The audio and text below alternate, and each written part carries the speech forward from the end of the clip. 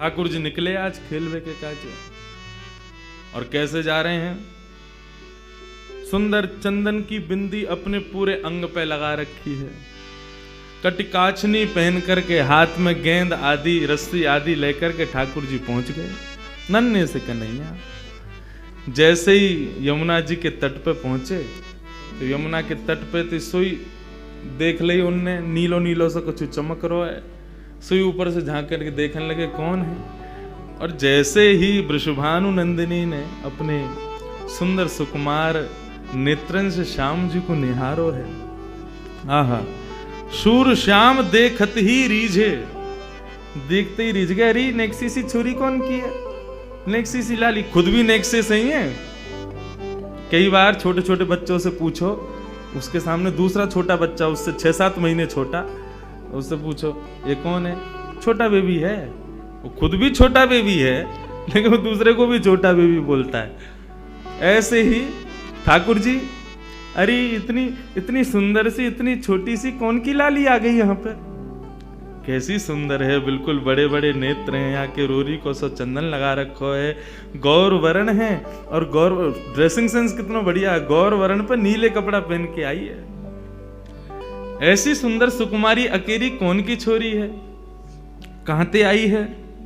सब मन में भाव प्रकट हो रहे थे। इतने में ही सूरदास जी ने एक और पद गा दिया। आहा, सूरदास जी पूछ रहे हैं एक और पद गाओ।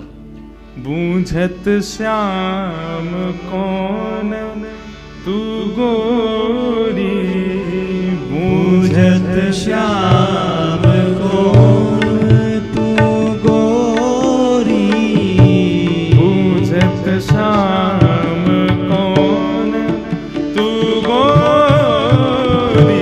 बूझत श्याम कौन तू गोरी, बूझत श्याम कौन तू गोरी, बूझत श्याम कौन तू गोरी। हम भागवत कथा के अभ्यासी वक्ता है ना, वहां इतने पद गा नहीं सकते। वहां तो एक आध पद गा दे दिल में तो बहुत बड़ी बात है, लेकिन 4 दिन मुझको खुली छूट मिली है, एक के बाद एक पद ही चलेंगे। क्योंकि देखो, किशोरी जी को जाननो हो, श्याम सुंदर की ब्रज की लीला में प्रवेश तो इनसे ही मिलेगो, इनके बिना नहीं मिलेगो। जैसे भागवत की कथा में श्लोक बहुत जरूरी हैं, ऐसी किशोरी जी के भाव में तो पद की विशेषता ज्यादा है। इन पदन को श्लोक से कम मत समझियो और चित्रण बनाओ अपने हृदय में। बूझत श्याम कौन तू गोरी, बूझत श्याम कौन तू गोरी, कहाँ रहती काकी है बेटी, कहाँ रहत काकी है बेटी, देखी नहीं कहूँ ब्रज में खोरी, देखी नहीं कहूँ ब्रज खोरी, देखी नहीं कहूँ ब्रज खोरी, देखी नहीं कहूँ ब्रज खोरी, बूझत श्याम कौन तू गोरी, बूझत श्याम कौन तू गोरी। तुम्हारो घर कहाँ है, कौन की लाली हो तुम छोटी सी, तुम्हारे बाबा कौन है, कहाँ तुम्हारो घर है। मैंने कभी तुमको पहले तो देखो ना यहाँ ब्रजमंडल में, कहाँ ते आई हो, ने अपना परिचय तो दो। किशोरी जी बोली हम अपना परिचय दें, बोले हाँ। बोले देखो, ब्रज में आवे को हमारा कोई काम ना है, हम तो यहाँ कभी आवे ना है, हम तो अपनी वृषभानु जी को हमारो घर है, वही में बहुत जगह वहीं खेलने, हम तो कभी आमे ना है, और हमें तो डर और लगे यहाँ आवे में। ठाकुर जी बोले क्यों, डर क्यों लगे। बोले हमने सुनो एक चोर यहाँ रहे, उस सबन के चित्तन ने चुरा ले वे, माखने चुरा ले वे, जन कहा चुरा तो हो गए। या हमारे बरसाने में तो साफ कह रखी है कि भाई कोई भी वहां मत जाइयो वृंदावन की ओर, क्यों वहां चोरे चोरी कर ले।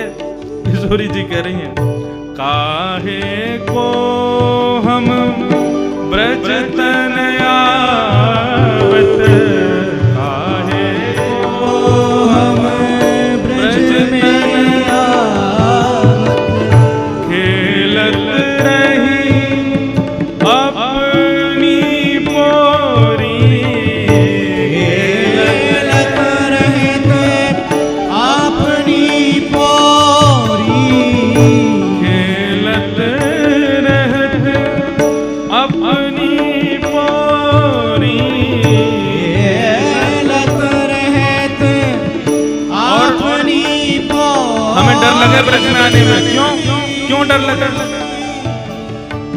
सुनत रहत श्रवणन नंद ढोटा, सुनत रहत श्रवणन नंद ढोटा, सुनत रहत श्रवणन नंद ढोटा, सुनत रहत श्रवणन नंद ढोटा, करत रहत माखन की चोरी, करत फिरत माखन की चोरी, करत रहत माखन की चोरी, करत फिरत माखन की चोरी।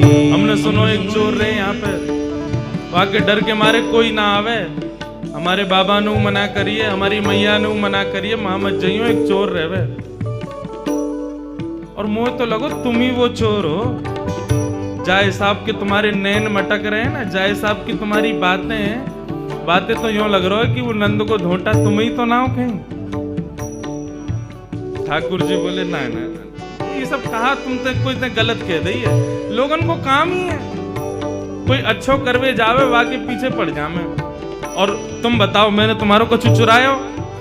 देख लो पहले ही, कछु ना चुरायो ना तो फिर लोगन की बातन में क्यों आ रही हो?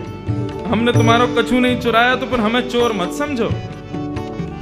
तुमरो कहा चोरी हम ले हो, तुमरो कहा चोरी हम ले हो, खेलन चलो संग मिली जोरी, खेलन चलो संग मिल जोड़ी, बूझत श्याम कौन तू गोरी, बूझत श्याम कौन तू गोरी।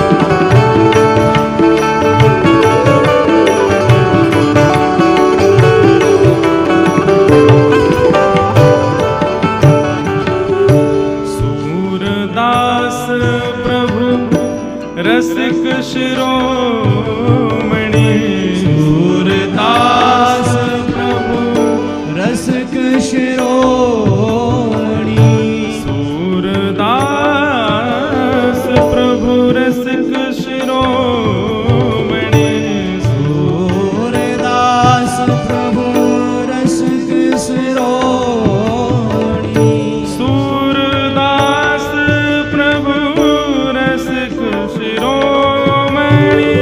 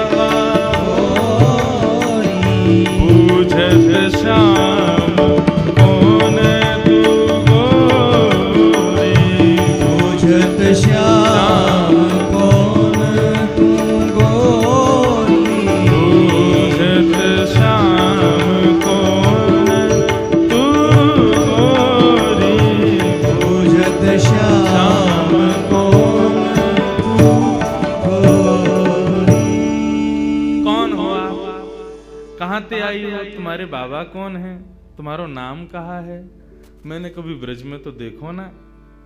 किशोरी जी बोली, हम ब्रज में आके करेंगे भी कहा, हमारे बाबा ने इतना बड़ो भवन बना रखो, हम तो वहीं खेलें।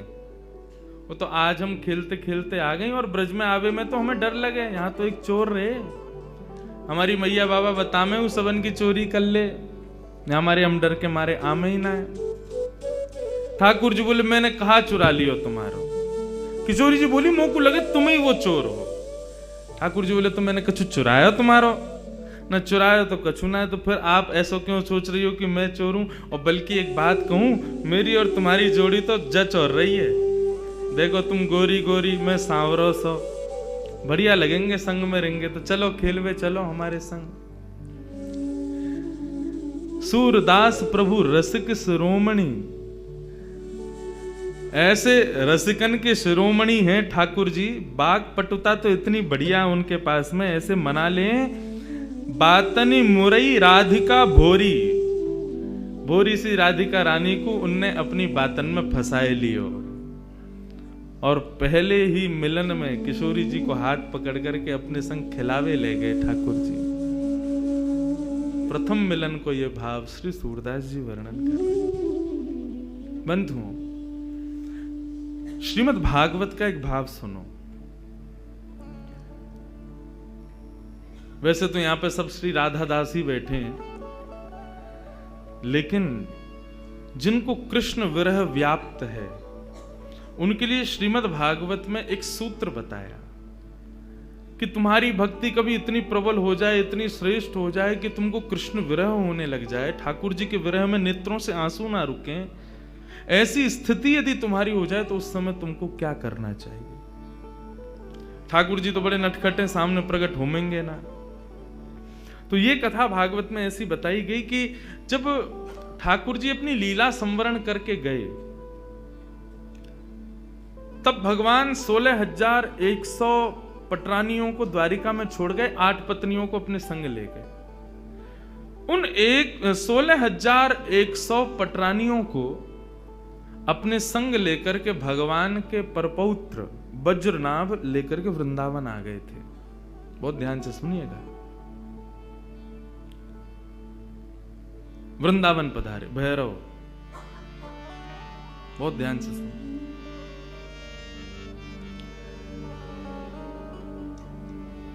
आज ये थोड़ा सा मिजाज बनाने के लिए बीच बीच में चलता रहेगा, कभी भैरव, कभी भीम पलासी, कभी ये कभी वो।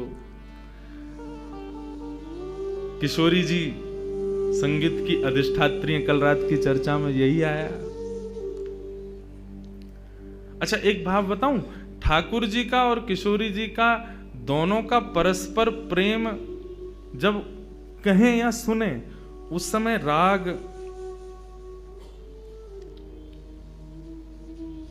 पीलू यदि सुना जाए, ठाकुर जी के परस्पर प्रेम का भाव प्रकट होता है पीलू राग में। कल के विषय में उसको रखेंगे, आप देखिएगा। ठाकुर जी का जब परस्पर प्रेम किशोरी जी के संग होता है, उस समय मानो ऐसा लगता है कि वेणु राव कोई और नहीं, श्याम सुंदरी कर रहे हैं। अन्यत्र कोई भी वाद्य बज रहा है तो ऐसा लगेगा मानो साक्षात किशोरी जी बजा रही हैं। ये मेरा अनुभव है व्यासपीठ का। जब श्यामा श्याम के परस्पर प्रेम का वैसे तो भाव मैं कहता नहीं, क्योंकि अनधिकारी लोग हैं, सबके मध्य क्या कहना, लेकिन कभी यदि भाव आता है और प्रकट होने लग जाता है तो उस समय यदि पीलू भाव हो तो सच में ऐसा नहीं लगता बंशी वाले भैया बजा रहे हैं, ऐसा लग रहा है श्याम सुंदर बजा रहे हैं। वैन जो बजता है तो ऐसा लगता है कि मानो स्वयं श्री किशोरी जी बजा रही हैं।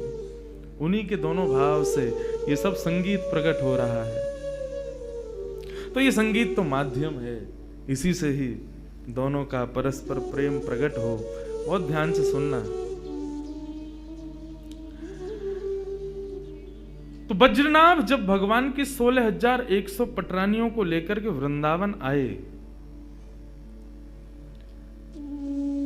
कृष्ण पटरानियां विरह में रहती हैं श्याम सुंदर के,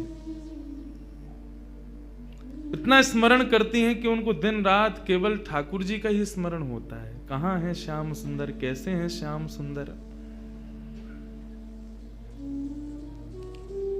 एक दिन वृंदावन में विचरण करती हुई समस्त कृष्ण पटरानियां यमुना पुलिन पर पहुंची और बहती हुई कलकल निनाद करती हुई उस यमुना का जब दर्शन करती हैं, तब यमुना जी से कहती हैं, हे यमुना, हम कृष्ण पटरानियां हैं, हमको इतना विरह व्याप्त है, हमको इतना कष्ट हो रहा है, तुम भी कृष्ण पटरानी हो, तो तुम इतना कलकल करके और इतने आनंद में प्रवाह कैसे कर रही हो? तुमको शोक क्यों नहीं हो रहा? तुमको कष्ट क्यों नहीं हो रहा?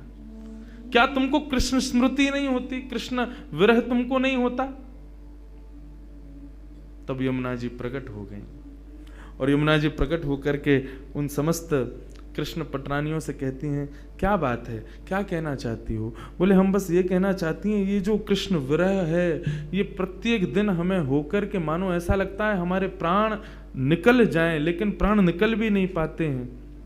हमारी स्थिति अवर्णनीय है, हम उसका वर्णन नहीं कर सकते। तुमको प्रसन्नता में बहते देख हमारे मन में ये प्रश्न उठ रहा है कि तुमको कृष्ण विरह क्यों नहीं है, तुम बताओ ना। तब यमुना जी कहती हैं, मुझे भी हुआ था कृष्ण विरह तुम्हारी तरह, संपूर्ण यमुना सूख गई थी वृंदावन में,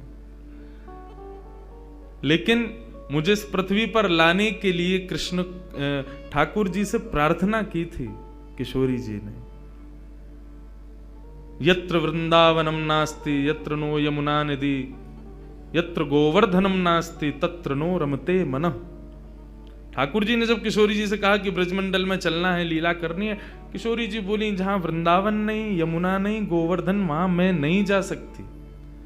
यदि आप चाहते हैं कि मैं ब्रज में चलूं तो इनको पहले लेकर के चलो। तो गोलोक धाम से ही तीनों का प्रादुर्भाव ब्रज में करवाया। जब कृष्ण अपनी लीला पूरी करके जाने लगे, उस समय मैं सूख चुकी थी उनके विरह में। तब किशोरी जी ने आकर के मुझे प्रेम प्रदान किया और किशोरी जी के भाव में, किशोरी जी के दर्शन में, किशोरी जी के रूप में सदा कृष्ण रूप दिखता ही है। वो छुपा हुआ रहता है, वो दिखाई नहीं देता। लेकिन यदि कोई निरंतर किशोरी जी का दर्शन करे तो ऐसा ही लगेगा कि मानो श्याम सुंदर सामने बैठे हों, और श्याम सुंदर का निरंतर दर्शन करे तो ऐसा लगेगा मानो किशोरी जी बैठी हूं। यदि किसी ने ऐसा दर्शन नहीं किया कि श्याम सुंदर में किशोरी जी दिखें और किशोरी जी में श्याम सुंदर दिखें, तो मानो उसने भी दर्शन ही नहीं किया है। यदि वो श्याम सुंदर को केवल श्याम सुंदर समझ करके चला जाता है तो उसके नेत्रों का ये सबसे बड़ा विफलता है कि उसने किशोरी जी नहीं देख पाया वो ठाकुर जी के रूप में। भागवत में श्री यमुना जी कहती है, भागवत में 2 महात्म्य, दूसरे महात्म्य में श्री यमुना जी कहती हैं, यदि तुम्हें कृष्ण विरह से बचना है तो आत्मा रामस्य कृष्णस्य ध्रुवमात्मास्ति राधिका तस्य दास प्रभावेण विरहोस्मान् संस्पृशे। आत्मा रामस्य कृष्णस्य, हमारी आत्मा कौन है? हमारी आत्मा कृष्ण है। और कृष्ण की कौन है? ध्रुवमात्मास्ति राधिका, कृष्ण की आत्मा है राधिका। हमारा शरीर में 10 नौकर दिए ठाकुर जी ने हमको, आंख, नाक, जीभ, कान, हाथ, पैर, गुप्त इंद्रियां आदि, ये 10 नौकर हैं। परंतु आप कभी चिंतन करो, ये 10 के 10 नौकर सेवा किसकी करते हैं? आत्मा की। आत्मा को जो चाहिए 10 के 10 उसके सामने प्रस्तुत करते हैं। आंख कहते हैं ऐसा दृश्य दिखाओ, तुरंत हम भाग दौड़ करते हैं, पैसे कमाते हैं, फ्लाइट पकड़ते हैं उस दृश्य को दिखाने के लिए। उससे होता क्या? बहुत अच्छा लग रहा है। किसको लग रहा है? आत्मा को लग रहा है। मुझे तो रसगुल्ला खाना है। क्यों खाना है? किसको अच्छा लगेगा? जीभ को। जीभ पर कितनी देर रसगुल्ला टिकता है? ज्यादा से ज्यादा 1 मिनट। उसके बाद वो सुख किसके पास जाता है? आत्मा के पास। गर्मी हो रही है, एसी चलाओ, त्वचा पर एसी का स्पर्श होता है, लेकिन प्रसन्नता किसको होती है? आत्मा को। हमारी प्रत्येक इंद्रिय का कर्म प्रसन्न करता है आत्मा को। और वो आत्मा किसकी प्राप्ति करती है? कृष्ण की। तो सोचो वो कृष्ण की आत्मा कौन है? उन कृष्ण की आत्मा राधा है। हमारी आत्मा कृष्ण, कृष्ण की आत्मा राधा। मतलब जिस प्रकार हमारा शरीर पूरे दिन सेवा में लगा रहता है हमारी आत्मा की प्रसन्नता में, ऐसे कन्हैया लगे रहते हैं किशोरी जी की प्रसन्नता में, पूरे दिन उनकी सेवा में। तो बोले तस्य दास प्रभावेण, गलती कर रही हो श्याम सुंदर के चरण छोड़ो, बहुत एविला आदमी है, पूरे दिन एक पता नहीं ना जाने किस गुमान में रहता है।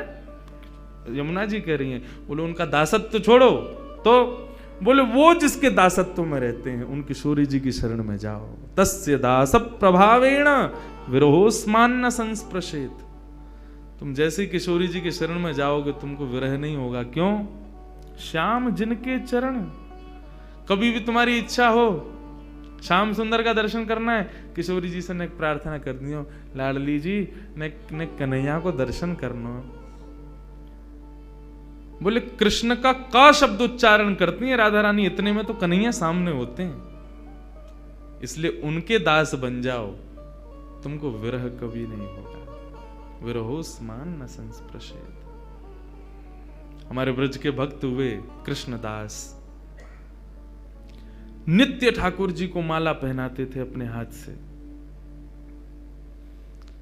महाभारत में अनुशासन पर्व में भीष्म पितामह कहते हैं कि यदि कोई व्यक्ति 12 वर्ष तक बिना नागा किए एक नियम का पालन करे तो 12 वर्ष के उस नियम का प्रभाव ये होगा, जिस देव को चाहेगा, जिस ब्रह्म को चाहेगा, जिस रूप को चाहेगा अपने सामने प्रकट कर सकता है।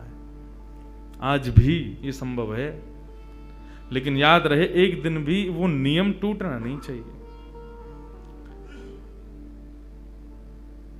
ये भाव उन महात्मा ने सुना, कृष्णदास जी ने।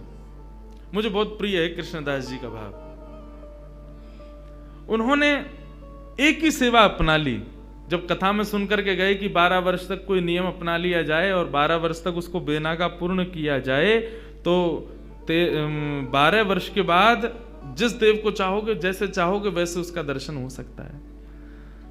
तो नित्य माला बनाते थे अपनी कुटिया में, और नित्य माला बना करके नंद गांव में, नंद भवन में ऊपर जाकर के कन्हैया को अपने हाथ से पहनाते थे। और उनका भाव केवल इतना था, कन्हैया मैं ये नियम इसलिए अपना रहा हूं कि मैं चाहता हूं जिस दिन 12 वर्ष पूरे हों, 13वें वर्ष का पहला दिन प्रारंभ हो, उस दिन मैं ना आऊं, मेरा कन्हैया मेरे कुटिया पे आए, मैं वही माला पहनाऊंगा। मेरा बस यही नियम है। नित्य ठाकुर जी को माला पहनाते, और माला पहनाने के बाद में कन्हैया के कान में बोलते, लाला 2 साल हो गए, केवल 10 साल रह गए।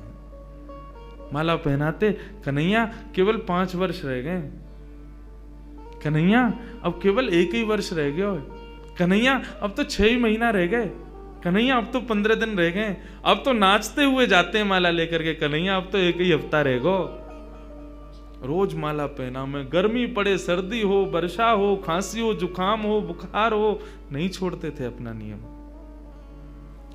आज विश्राम दिवस 12वां वर्ष का अंतिम दिन, ठाकुर जी के सन्मुख गए, माला गले में धराई, लाला सेवा पूर्ण भई अब मोरी, अब मेरी सेवा पूर्ण, प्रतीक्षा करूंगा, कल 13वें वर्ष को पहला दिन है, तू आइयो, तेरे काजे देख 56 भोग बनाऊंगो, तेरे काजे बढ़िया जो है माला बना के रखूंगो, एक सेज सजा के रखूंगो, ने एक देर पौड़ जाइयो मेरे पास, ने एक मोसो बतिया लियो, और लाला तू को जितनो समय मिले तू उतनी देर को आइयो, लेकिन आ जाइयो।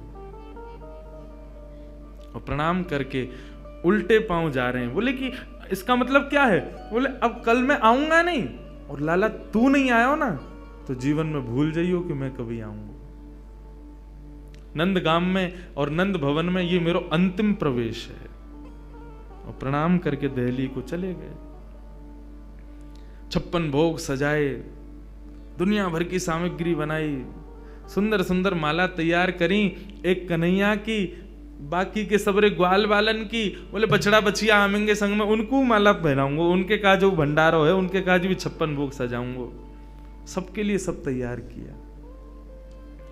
13वें वर्ष का जब पहला दिन प्रारंभ हुआ, सुबह से ही राह तक रहे, कन्हैया आ रहे होगो, श्याम सुंदर आ रहे होगो, नंद नंदन आ रहे होगो।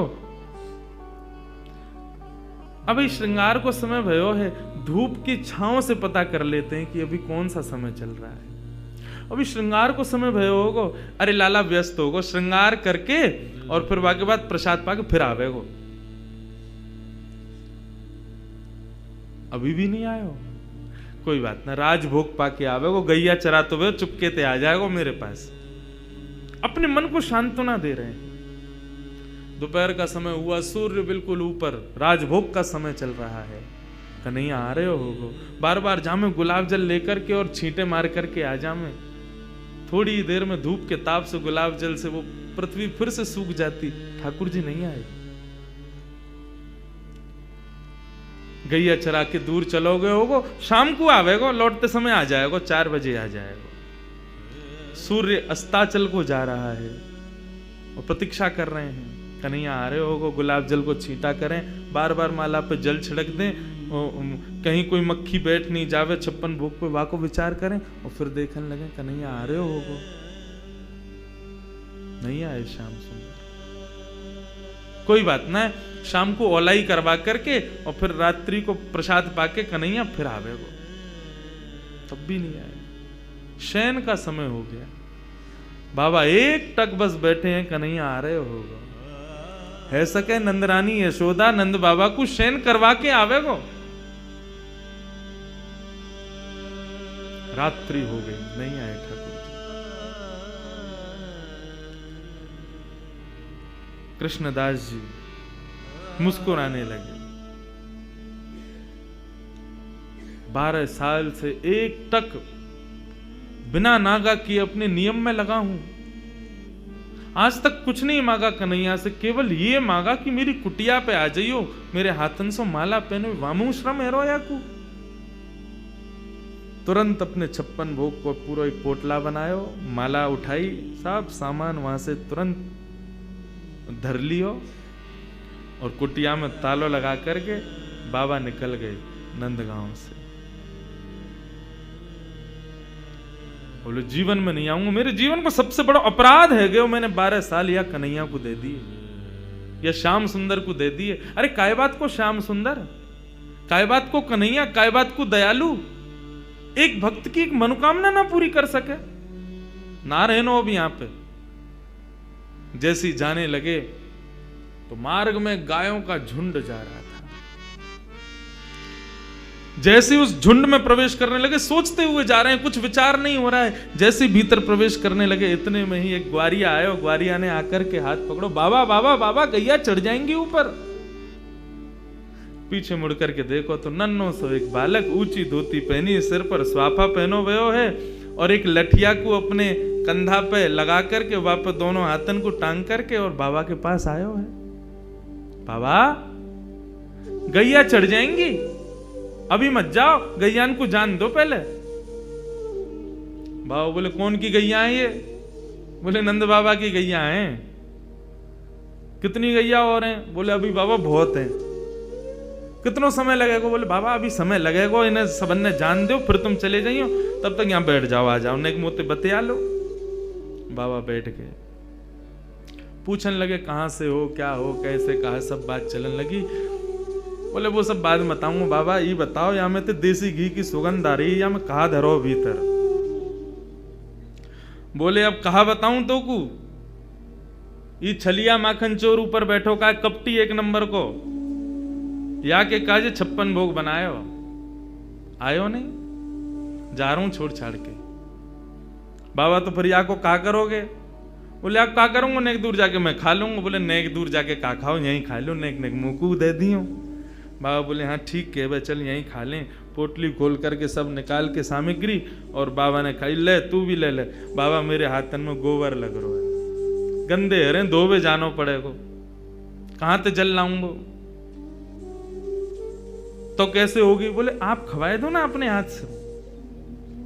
बाबा बोले अच्छा, ऐसे ही तेरो स्वामी, ऐसी सबरे गांव के बहु सेवा करवावे, तुम सेवा करवा लो। जान भी प्रेम ते ना दे रहे मुंह को, अब वो अपनी सेवा करवावे गो। पूरा गांव ही 100 है। बाबा एक स्वयं पामे प्रभा सेवा ग्वारिया को पवा में, फिर स्वयं पावे, फिर ग्वारिया को पवा में। पवाते पवाते पवाते बाबा ने जैसे ही ग्वारिया को देखो नेत्र लाल पड़ गए, नेत्रों से अश्रुधार बह रही है। बोले अब रोका ही को रोए? बोले मैं यहाँ मारे रो रहा हूं बाबा, तुमने आज माला ना धराई मुंह को। बाबा ने कही कौन है तुम? इतने में ठाकुर जी खड़े भये, श्याम स्वरूप प्रकट भयो, मोर मुकुट प्रकट भयो, लकुटी प्रकट भई, वंशी प्रकट भई। ठाकुर जी को सर्वांगीण स्वरूप प्रकट है गयो और प्रकट है करके बाबा को दर्शन देने लगे। बाबा मैं आ गयो, प्रसाद पा लियो, ले माला पहना मुंह को। आज मेरो पूरे दिन मन ना लगो, क्योंकि 12 साल ते रोज तेरे हाथन की बनी माला नित्य मेरे अंग को स्पर्श करती। मुंह को ऐसा ना लगतो कि माला स्पर्श कर रही है, मुंह को लगती कि मेरो कृष्णदास मुंह से लिपटो भयो है। आज पूरे दिन व्याकुल रहो बाबा में, मुंह को जल्दी अपनी माला पहना, और तू माला पहना के आज मेरो आलिंगन कर ले। कृष्णदास क्रोध में देख रहे हैं, नहीं पहनाऊंगा, आज नहीं पहनाऊंगा, आज ये माला किसी और के गले में जाएगी। ठाकुर जी बोले कौन के गले में?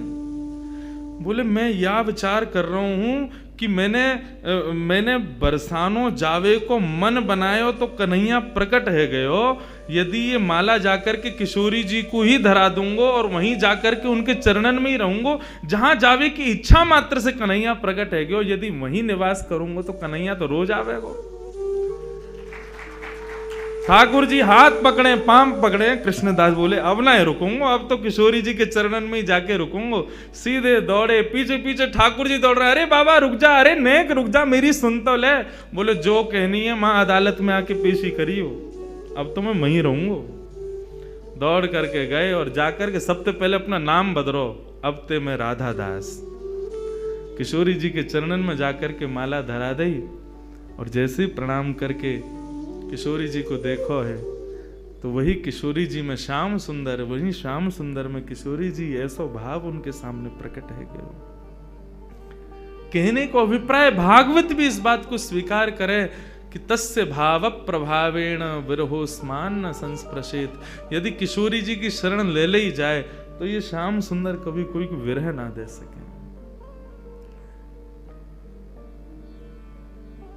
ये श्याम सुंदर नित्य किशोरी जी के ही हैं, उन्हीं के ही हैं।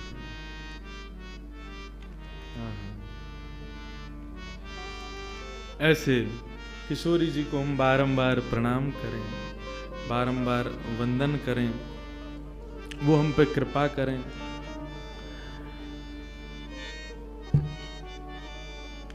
तो हम लोग सुन रहे कि किशोरी जी और ठाकुर जी को प्रथम मिलन भयो, और प्रथम मिलन के बाद थोड़ी देर क्रीड़ा करी।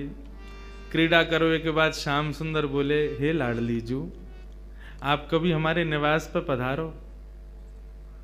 किशोरी जी बोली, हाँ एक दिन जरूर आऊंगी, काउदना अवकाश भयो। तो अब दोनों जा रही हैं वहां से। श्याम सुंदर अपने घर को जा रहे हैं और किशोरी जी अपने घर को जा रही हैं, लेकिन एक दूसरे के रूप माधुरी पर ऐसे मोहित भये हैं कि जा तो रहे हैं कुंजन में, लेकिन एक दूसरे को देखते देखते देखते देखते आगे एक कुंज ऐसी आवे, दोनों फिर से मिल जामे। अरे हम तो फिर से यहीं आ गए, आप सुनो, आप वहां से जाओ, पल्लंगते में यहाँ ते जाऊंगो। दोनों एक दूसरे रास्ता भटक करके जामे, लेकिन आगे आकर के फिर मिल जामे। किशोरी जी बोली, अब एक काम करो, मैं यहीं खड़ी हूं, पहले तुम जाओ। किशोरी जी, ठाकुर जी के नाम मैं खड़ा हूं, पहले तुम जाओ यहाँ से, फिर जाएंगे। ऐसे करते करते पूरा दिन व्यतीत है गयो, ना किशोरी जी जामे ना श्याम सुंदर जामे। दोनों को मन रहे कि हम दोनों संग ही निवास करें, संग ही विराजें, संग में ही आनंद करें। ऐसा भाव हमारे ब्रज में एक बहुत सुंदर भाव गाते हैं किशोरी जी के। सुंदर या भाव, यही भाव को प्रस्तुत करें हमारे ब्रज की भाषा में। कैसे करें? अजीब शुभानु की लली, अजीब शुभानु की लली, या सावरियों स्नेह रो लगाए के चली। अजी वृषभानु की लली सावरिया सुनेहरा लगाए के चली। अजी वृषभानु की लली सावरिया स्नेहरा लगाए के चली। अजी वृषभानु की लली सावरिया सुनेहरा लगाए के चली। अजी वृषभानु की लली सावरिया स्नेहरा लगाए के चली। अजी वृषभानु की लली सावरिया सुनेहरा लगाए के चली। बोलो वृषभानु नंदिनी की जय हो।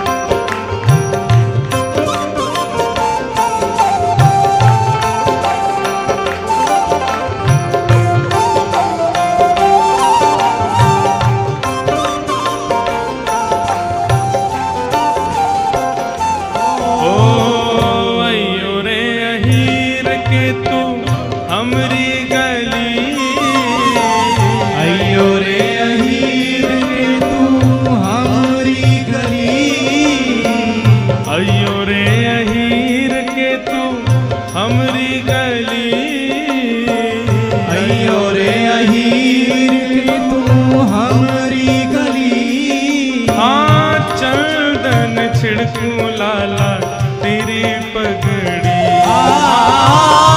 चंदन छिड़कूं लाला तेरी पगड़ी। अरे हाँ चंदन छिड़कूं लाला तेरी पगड़ी। अरे हाँ चंदन छिड़कूं लाला तेरी पगड़ी।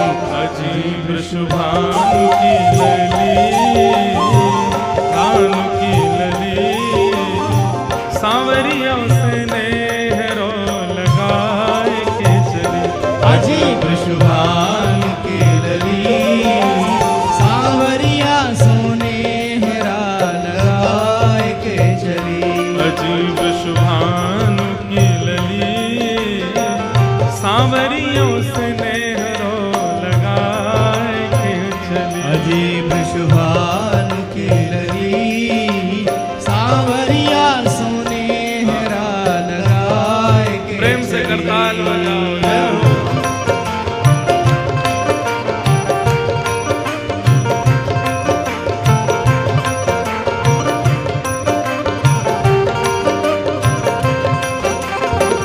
श्री राधा रानी की जय हो।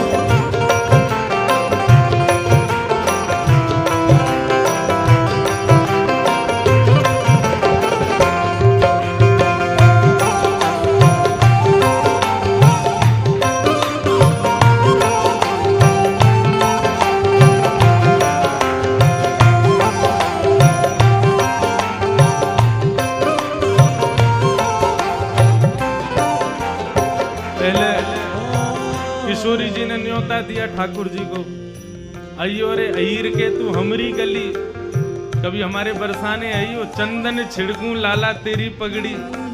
तू आवेगो तो पर चंदन छिड़कूंगी, चंदन छिड़कवे को मतलब तेरा बहुत सम्मान करूंगी। ठाकुर जी बोले नेक्सी सी है और देख गुमान कैसो करे। बातन ने कैसी बोले पटक पटक के अपने मुंह में थे। नैनो नैनो कजरा मुख भर्यो पान। नैनो नैनो कजरा मुख भर्यो पान। ये विचार करके कितना सुख मिलता है। नन्ही सी किशोरी जी हैं, कोई ज्यादा किशोरी जी श्रृंगार में रुचि ना रखें। किशोरी जी के जितने भी पद सुने, जितने भी भाव देखे, किशोरी जी के श्रृंगार का वर्णन हमेशा ऐसे ही किया कि किशोरी जी बहुत हल्को से श्रृंगार करें। ठाकुर जी कह रहे हैं कैसी देख गुमान कर रही है, मुंह में पान भरो भे और नैने नैने कजरा लगायो, बिल्कुल हल्को सो कजरा। हाँ नैनो नैनो कजरा मुख भरो पान, नैनो नैनो कजरा मुख भरो पान। बारी से उमरिया राधे बड़ोरी गुमान। हाँ बारी सी उमरिया राधे बड़ो ही गुमान। अरे हाँ बारी सी उमरिया राधे बड़ो ही गुमान। हाँ बारी सी उमरिया राधे बड़ो ही गुमान। अजीब शुभानु की लली, भानु की लली, सावरियों से नेहरा लगा के चली। अजीब शुभानु की लली, सावरिया सुनेहरा लगाए के चली। अजीब शुभानु की लली, सावरियों से नेहरा लगाए के चली। अजीब शुभानु की लली, सावरिया सुनेहरा लगाए के चली। वृंदावन की, ओ वृंदावन की कुंज गलन में राचो है रास। वृंदावन की कुंज गलन में रचो है रास। वृंदावन की कुंज गलन में रचो है रास। वृंदावन की कुंज गलिन में रचो है रास। हाँ याही धुन गावे स्वामी कान्हदास। याही धुन गावे स्वामी, कान्हदास। अरे हाँ याही धुन गावे स्वामी कान्हदास। ओ याही धुन गावे स्वामी कान्हदास। अजीब शुभानु की लली, भानु की लली, अजीब शुभानु की लली, अजीब शुभानु की लली। हाँ सावरियों से नेहरो लगाए के चली। अजीब शुभानु की लली, या सावरिया सुनेहरा लगाए के चली। अजीब शुभानु की लली, सावरियों से नेहरा लगाए के चली। अजीब शुभानु की लली,